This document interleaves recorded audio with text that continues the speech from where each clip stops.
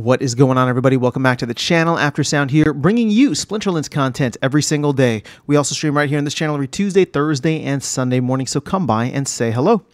All right, guys, we are seeing a move away from land. I mean, it's not as extreme by the numbers. You can see here now that we are below the 1.5 billion, but we're only at 1.496, so it's not much. But I do have some anecdotal data, evidence, whatever you want to call it, that I want to share with you, because I have now had 3 people individually reach out to me to discuss a strategy that they are partaking in, and they did this all independently, right? So they're not, I mean, they're from different, they don't talk to one another, or at least maybe I don't think that they do. They're from like different groups of people that I keep in touch with around the community. And what I've noticed is that they've all kind of come to the same conclusion as people who have significant land assets. And so it's gotten me thinking about how I want to, kind of pursue whatever I'm doing with land. Now, keep in mind, my land holdings are not substantial at all by any means. I only have like 3-4 plots, so it's not much, and I'm not even maxing those out, to be honest with you, right? Like the amount of DEC that I have staked is probably less than 10,000 at this point, right? But in talking with some of the other folks, right, they each looked at how much the returns they are getting on their land in terms of the SPS available, and then compare that with if they were to unstake all of their DEC and just buy SPS outright. Now, at that point, it becomes a completely passive investment, right? You don't have to go in every week and click a couple buttons. Like, it'll just, you'll just stake SPS. You'll earn more SPS on top of that. You can rent out the SPS if you don't need to and earn DEC. And you can, you'll also get vouchers, right? Since we're not going to sunset those. So the earnings on that are still quite significant, right? At this point in time, I think you can still earn, where is it on SPS? I don't know what it is. I think it's like 9%, right? Plus however much you get, anywhere from 4 to 8% on the back end for renting out your SPS. So it's still a significant amount of yield that you get. And on top of that, because SPS is so low, the way that they're looking at it now is like, and again, I'm not gonna share any numbers because I don't have anything exactly. So this is all just play funny numbers, but the idea behind it is legitimate, right? Based on whatever the circumstances are. It's like if they had, 10 plots and, 50,000 DEC per plot or something like that. Right? Was that what it is? Yeah, 50,000 DEC per plot. Like, that's 500,000 DEC. That's not an insignificant amount of DEC. And if they were to go in and just take that 500,000 DEC and buy SPS, what the conclusion that they all independently reached is that I can, like, the amount of SPS that I can buy right now is way more than the amount that I'm going to earn over the next 3, 6, 10, 12 months, right, of using and utilizing my land. So not only do I get the SPS up front, I get to earn a yield on that SPS, right? That SPS has an upside potential. I mean, we have not been experiencing any, we've not been experiencing any of that upside. Every SPS has gone down, so that's also something to be considerate of. But SPS does have the upside potential, and then you also free other assets that are available to use, right? So you can take the cards off and maybe rent those out, especially if they're max level. They might have some value, right? But again, it's more so the idea of just participating, or not participating in land and just taking everything and buying SPS while SPS is low. Because the truth of the matter is, if you look at where we've gone, right? SPS is maybe at, I don't know, did we get up to like 3 cents? Yeah, 3.5 cents or so at the beginning of this year, or shortly after Rebellion came out in December. If you look at where SPS is now, we have dropped down from the time Rebellion came out. We have dropped down an additional 80%, right? We've dropped down, or 83%, whatever it is, right? From 3 cents down to 5, or half a penny is 83%, right? And we've obviously dropped even more than that because it was like 3.6, 3.7, maybe even 3.9, and we're now sitting at half a penny. Half a penny. So SPS has been on an absolute tear in the wrong direction, while DEC is only down 33% from PEG. So if you're looking at, if you were holding DEC, and now all of a sudden your DEC to SPS pair is worth a lot more, meaning you can buy way more SPS per DEC token that you have, I understand why many people would choose to do this. And I mean, if this video might open some other folks' eyes to what's happening right now in terms of land.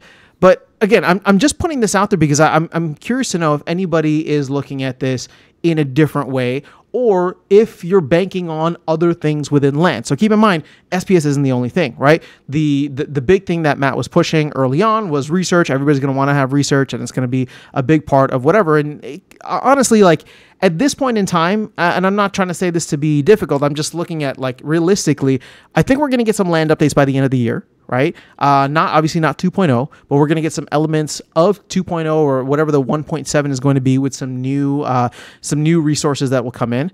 But I don't think any of that's going to impact research in the sense of being able to utilize research, at least not yet.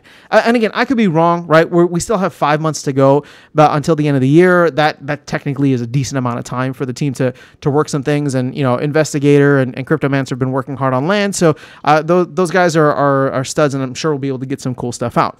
But from my understanding, the next phase of land is not to actually make research utilizable in any way, but to make other resources become utilized, or to launch and to then utilize them and have them be necessary in order to earn research. So we're still getting into this point where there might be at least 6+ months until research becomes a factor. And if you've been working your land for now, I don't know, what is this, 10 months, right? Since, I guess, November. So 9 months since last year, and you already have accumulated a good amount of research, well, maybe you're thinking to yourself, research doesn't have any upside, right? Like, I have enough for the game. I have enough, that I've accumulated now.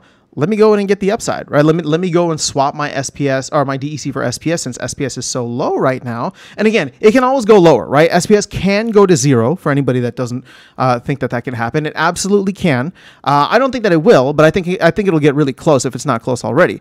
But my point is, people will look at this and say, hey, this is an opportunity, right? Whether it's right or wrong, there's not financial advice. People are going to look at that and say, hey, there's an opportunity here for the upside whenever things start to shake out. And do keep in mind, I know I'm probably coming off a little bearish right now, but there have been a lot of tweaks and knobs turned by the SPS DAO, by the team, in terms of closing off a lot of long tail issues, in my opinion, right? So even though we're still struggling and suffering from like the gladiator burn for DEC and having that DEC overhang right now, that's something that I think would have gotten exponentially worse in the future if we were to go through another bull run with that, for example, right?